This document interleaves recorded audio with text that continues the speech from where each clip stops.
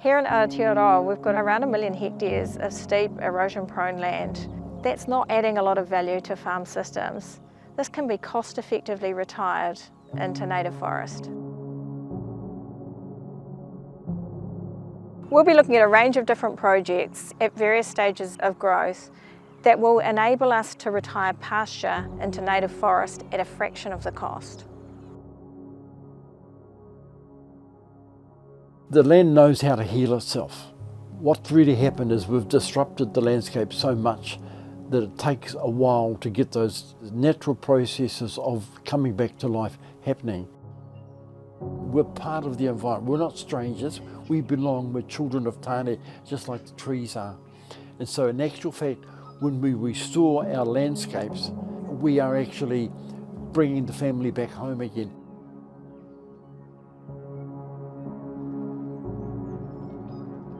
The first of our forests to be burned were the drought-prone lowland areas during early Māori settlement. The wetter forests disappeared rapidly after European arrival. They were burnt, logged or bulldozed and replaced with pastoral farmland and pine trees. A few rare gems have survived thanks to public campaigns. To protect our water, soil and biodiversity, we need to retire most of our vulnerable landscapes, steep hill country, riparian margins and wetlands. This is what it could look like if we retire 1.5 million hectares of identified steep, erosion-prone land back into native forest. The retirement of land back into native bush, ngāhere, poses significant challenges. Any successful restoration project addresses these key points: the propagation and supply of locally sourced native trees, weed and browsing mammal risk assessment, labour, expertise and resources for weed control, planting and animal control, and affordability. What are the cost-effective ways to achieve your goal?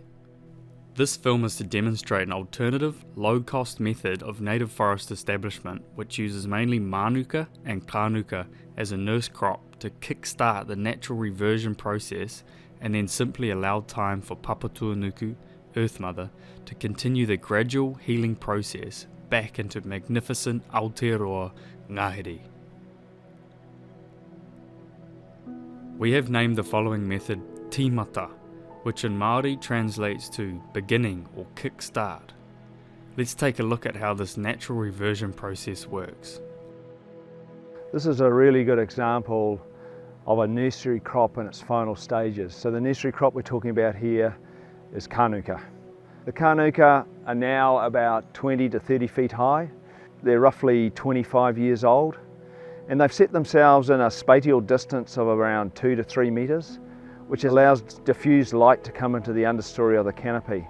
And as a result, we're seeing other species coming through. This kānuka reversion site started off with a pretty tough life because it was naturally reverted, but it had stock grazing on it. And those stock were fenced off about 15 years ago. So it's really amazing in that time, with stock excluded, the natural regeneration that's taking place. Just done with no planting, it's just totally natural. This nursery crop is probably getting towards its final stage of its role. And I guess in human terms, this is just like a 3-year-old child.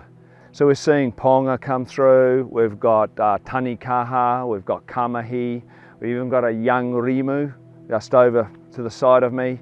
So the second stage of development of the podocarps are now coming to bear and starting to assert their dominance.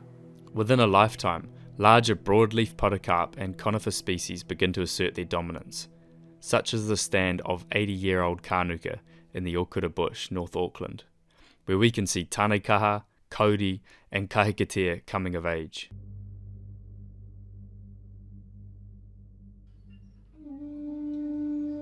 Good things do take time. It can take a podocarp forest 500 to 1,000 years to reach its full magnificence. The timescale and life expectancy is 10 times that of a human.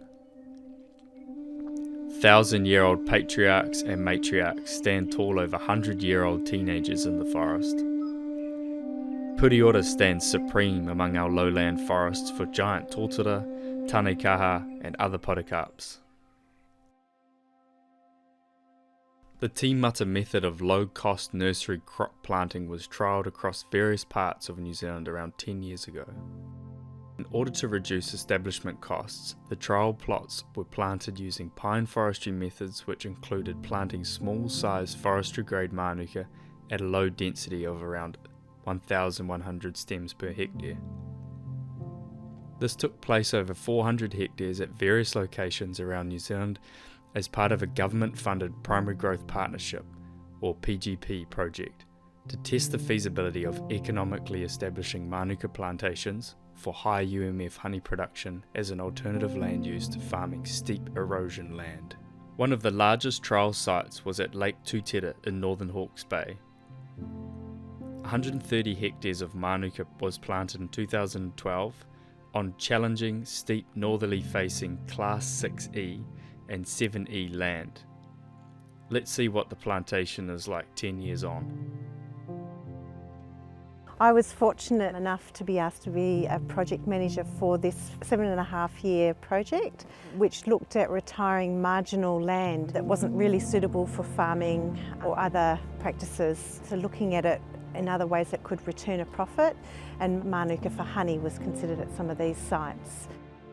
I'm a forester that had spent a reasonable period of my career growing trees, pines, eucalypts, acacias, and we were doing some work for the regional council in this area. They asked us as a little forestry group how we might proceed to try and repatriate the site above Lake Tūtera to try and minimise erosion and improve water quality, but doing it largely with natives. I think the mānuka honey industry was just kicking off at the time, and so the idea of mānuka as a plantation species to minimise the cost of establishment seemed to be an interesting and promising way to go. The nice thing was the Hawke's Bay Regional Council was prepared to fund it to test the hypothesis. Trying to get maximum value and good establishment at minimal cost was paramount, really. And we knew from a lot of our forestry work that we wouldn't be too far away from the mark if we chose our 3x3 spacing. The plantation we're sitting in here was planted in 2012, making it 10 years old. The plantation was established using these forestry grade seedlings. The impetus for that really came from a desire to package up the productivity of crews and the logistics of the plantation effort. Dabbling in native plantings early on, using the traditional PB systems, absolute nightmare on a steep site like this. The waste that was generated through all the plastic, that was a minor in contrast to actually physically getting trees in quantity onto the site and doing it for a reasonable cost. So it meant you could get 100 trees in a box. You could package 4,000 on a pallet and fly them in with a chopper, which we did on occasion here. 10 years on, at 3 metres by 3 metres, these seedlings, or these trees, they've grown reasonably well. There's quite a contrast from top to bottom of the slope, but by and large, I believe they're performing in terms of honey production, and certainly we're noticing some native seedlings coming back in underneath the crop now at age 10. I'm James Parry. I'm an independent forestry consultant. I work in project management relating to legacy grade forestry projects and environment. So I work for Hawke's Bay Regional Council as a contractor from time to time, and I assist with a project called Right Tree, Right Place, which is engaged in foresting farmland in Hawke's Bay in an appropriate manner, so bringing trees into the landscape to address soil conservation and water quality. The Hawke's Bay has about 200,000 plus hectares that are eroding at a rate of 10 tonnes per hectare per annum, and so that's an average, and that will vary around weather conditions, but essentially they have a major problem with sediment entering watercourses, and sediment's a master stressor of ecosystems in the aquatic realm, so in flowing freshwater but also in the marine environment, and so that problem needs to be addressed, and trees are a dependable solution to reducing soil erosion and water pollution by sediment. in the late 80s, Cyclone Bowler decimated this landscape. It was virtually free of tree cover and would have had about 40% erosion scar cover at that time. So this landscape was losing its soil cover and its ability to sustain agriculture, but also resulting in severe water pollution of this water body. It's a real opportunity to come back here after 10 years and see the development of the crop. So we've got the fairly successful survival even on the toughest sites, but very good survival on those sites where the soil depth is present and it suits the species. So we've got now we've got forest cover over much of this 130 hectares that was planted, and we've got succession of native coming through because the traffic of native birds that have been feeding on surrounding native is depositing seed. And so we're seeing in here particularly māhui coming through at the seedling stage, and existing fern species are coming through, and a number of creepers, and we'll see development of an understory that will ultimately succeed the mānuka. We're also seeing heavy regeneration of kānuka, which is a locally present forest species, and that's probably going to win the battle on these slopes. We end up with kānuka next, and then a succession of understory, and then ultimately the succession into other native species. That's resulting in less livestock presence on these erodible slopes, and so less E. coli and sediment into the waterways leading to the lake. So that should improve lake health in time. It is important to note that this tūtera site was planted for mānuka honey production. However, if it had been planted simply for native bush establishment, then the more naturally occurring kānuka should have been chosen as the nurse crop. Whether it is for UMF honey production or simply for restoring the natural world, it is important to use local genetic stock or eco-sourced to protect regionally important biodiversity and genetic integrity.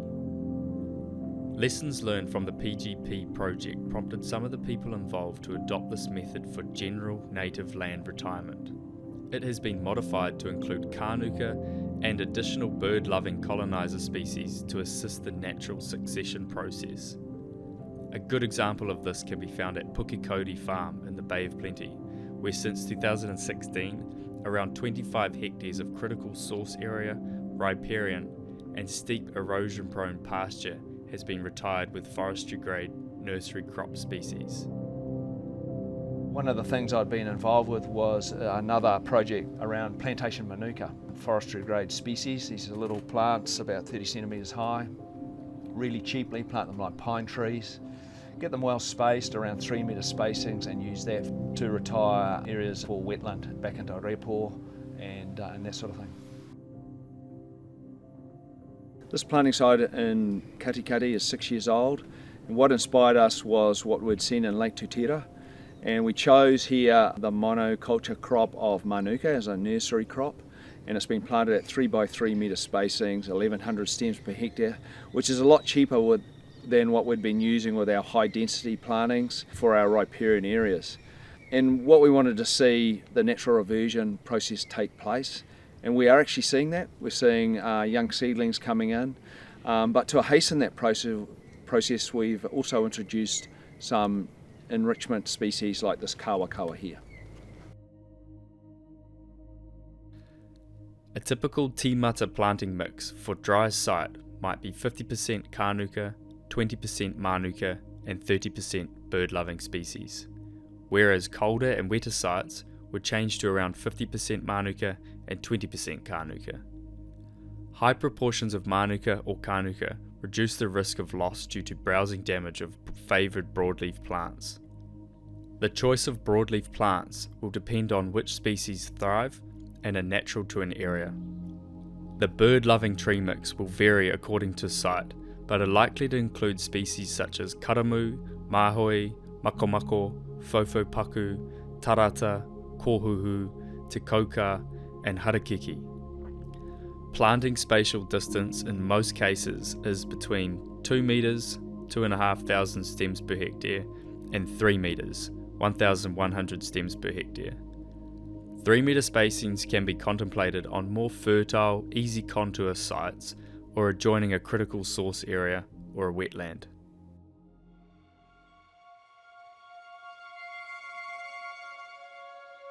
So we're at the Netlingham block, which is part of the Waikokapu project and catchment, and here just restoring an area that is being retired from farmland, which has also got some proximity to some beautiful waterways.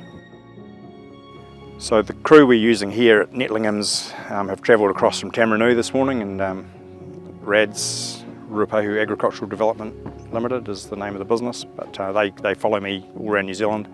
I've used them for 25 years, and the guys are diligent, they're fit to purpose, and we always get a good result. So there's another take home there, is using Uncle Billy and son Bob to plant your forest may not be the best choice. So the basics here to lay the foundations for success with the plantation are pest control, getting rid of all those animals that are going to compromise your trees. Weed control, both your brush weeds, so we've gun sprayed a lot of the honeysuckle, blackberry in advance with Met. Then we've come in as a pre-plant desiccation with the chopper and taken the grass and broadleaf weeds out. So we've really got a nice blank canvas to work with. The cycle in forestry in a nutshell around establishing native trees over your summer period is an ideal time to get your fencing done, your tracking done, and you can't underestimate how useful some basic tracking is. It allows your pest control to occur, it allows your tree distribution to occur, and it allows you to actually check on the crop. And your weed control. Weeds are susceptible to spray generally when the leaves are soft and they're actively growing. So springtime for a lot of your weed control. November through to February is great for blackberry and gorse. Your planting window for bare-rooted or containerised crop is winter and the shoulder of spring. So I'd say the 1st of June through to maybe the 30th of September is your ideal or your prime time when your soil moisture is good. Soils are soft, not ideal for the planters, but hey, it's great for the trees. We're using forestry grade seedlings on this project. There's a couple of examples here, a mānuka and a karamu. These trees pack into 100 per box. They fit straight into a planting frame for planters that are typically involved in commercial plantation work elsewhere. There's no plastic rubbish and waste associated with these as opposed to a PB, and the cost of them is a big plus at around $1.20 to $1.50 a unit versus $3 to $5 a unit for the big PBs. We're planting these at 2,500 stems per hectare, which is 2 metres by 2 metres. Have gone lower at 3 metres by 3 metres or 1,100 versus what typically people are planting the PBs at 1 metre by 1 metre or 10,000 units a hectare, which if you translate that into cost just for the trees alone, it's 30 to 50k just for the trees versus $2,000, $3,000. So a lot more bang for your buck. When it comes to planting on a site, again, just casting an eye over what's in the landscape is kind of the first step. And you'll find, particularly with kānuka and mānuka, typically kānuka will grow on your drier, northerly facing sites and do well in that situation. I mean, a lot of people can't even tell the difference between mānuka and kānuka, but quite distinctly different in what they prefer site-wise. As I say, the kānuka on those drier sites and your mānuka in your wetter or southerly facing aspects. The other thing, a little like matching nurseries to sites, you also want to match your provenance or your eco-sourcing seed stock to your site. There's no point taking something from Northland and planting it in Southland. Typically those trees will protest, either not thrive or die. So yeah, just eco-sourcing is just another way of layering some more insurance on the success of what you're doing. The growth progression from planting forestry grade at 2 metres and even 3 metre spacing is quite dramatic. If well managed, it can achieve canopy closure within 5 to 8 years of planting. This is demonstrated at various sites on Pukekoti Farm, where we can compare a newly planted area, a 1-year-old planting, 2-year-old planting, 3-year-old planting, 4-year-old planting, 5-year-old planting, and a 6-year-old planting, to give perspective and include beginnings of natural reversion taking place. Natural seedlings of mahoi, kawakawa, karamu, and riwariwa are now starting to emerge under the 6-year-old canopy.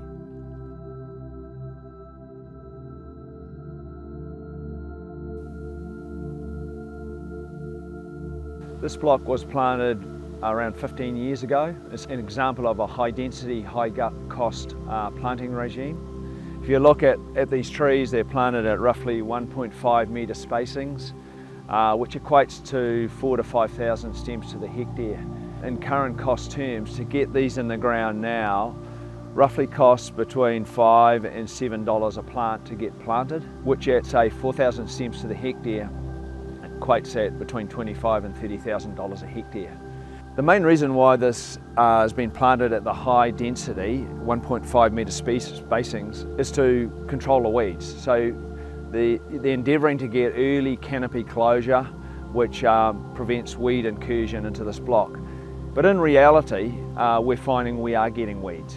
We're getting woolly nightshade incursions, we're getting shade tolerant weeds like barberry, which I've got in my hand, Taiwanese cherry, which we're having to come in and deal to. So to ignore the weeds down the track is just creating potential problems. For all of us retiring land, weeds will be an ongoing issue and we have to stay on top of them. When thinking about the long-term survival of your project, it is important to distinguish between competitive weeds that make establishment harder, like blackberry and kikuyu grass, and the ecosystem destroyers, for example, ginger, ivy, climbing asparagus, Taiwan cherry, Japanese honeysuckle. Control of such invasive weeds is absolutely vital, not only to the protection of the site, but to the vicinity. We are living in a fantasy land if we think by planting at high density, we can walk away from weed control and pest animal control, including ones that are already destroying our most iconic forests like pigs, deer, goats, wallabies, and possums. A stitch in time saves 9.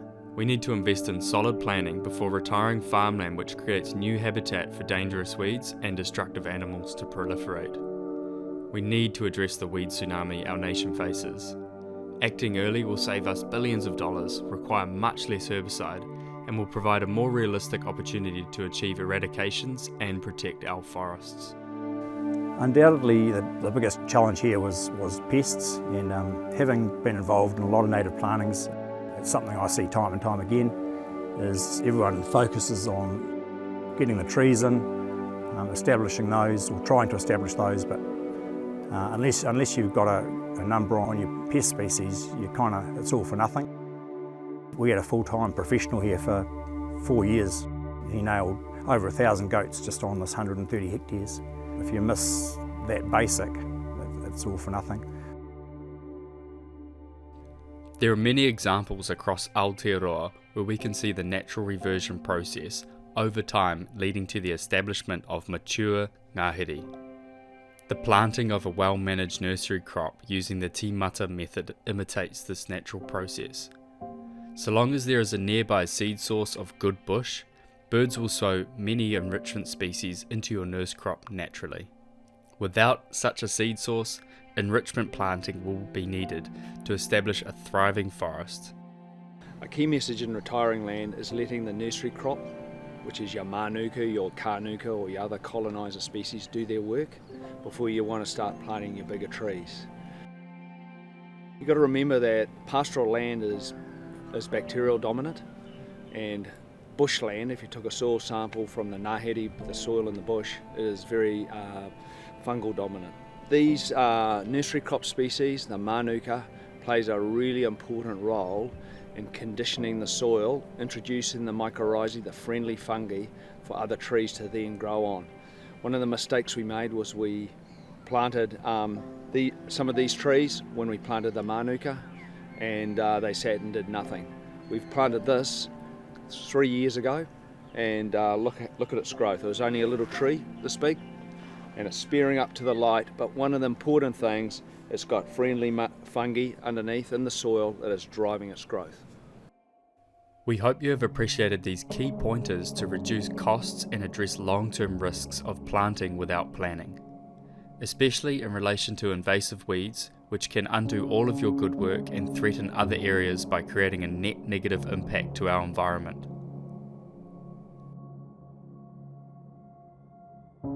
The key learning really for me was taking a tried and true approach of forestry techniques and applying them not just from radiata pine and for mānuka, but looking at other native species that would create a ngāhere a lot quicker and more efficiently and cost effectively for landowners.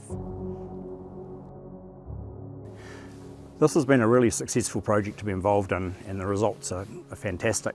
Coming back after 10 years to see what's been achieved, and the learnings that we've had here at Tūtira can be applied elsewhere just by the success of mānuka in a survival sense. If you're up around that 90%, the war's virtually won after 24 months, and then you can do a whole bunch of things in terms of shutting the gate, encouraging birds into the area with the lucernes or feed trees. In wet areas, flax and cabbage are fantastic early additions to the effort, and then coming back in with even 10 by 10 plantings of bigger grade seedlings. That's the way I'd go, having seen what I've seen here and elsewhere. Yes, so this is a remarkably encouraging project in the sense that it's demonstrated that forestry grade seedlings can be brought into erodible landscape and successfully established. So it allows for the establishment of native forests at the cost of $2,500 to $3,000, all going well with your pest budget, and that compares really favourably to sort of 10 to 25k that people are experiencing to get a more classical approach to native re-establishment into the landscape.